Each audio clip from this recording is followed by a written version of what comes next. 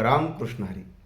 एकदा नारद मुनी भगवान श्रीहरीला म्हणाले की हे भगवंता, ज्यावेळेस आमचा मानवदेह संपेल त्यावेळेस आम्ही तुला कोठे शोधावे. त्यावेळेस भगवंत म्हणतात की मी तुम्हाला शरीर, आकाश, वैकुंठ या ठिकाणी सापडणार नाही. अष्टांग योग, रिद्धी सिद्धी, वेद, श्रुती यामध्येही मी तुम्हाला भेटणार नाही.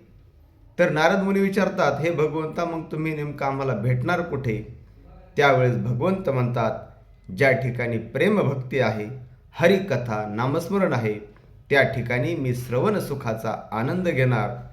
हे सांगताना संत शेख मोहम्मद महाराज एका ओवीतून म्हणतात, साधू प्रेम पिसा बोधिक, माझ्या नामे उचंबळे अधिक, त्या मागे पुढे होऊन या रंक, श्रवण सुखा लागी लागे. रामकृष्ण हरी.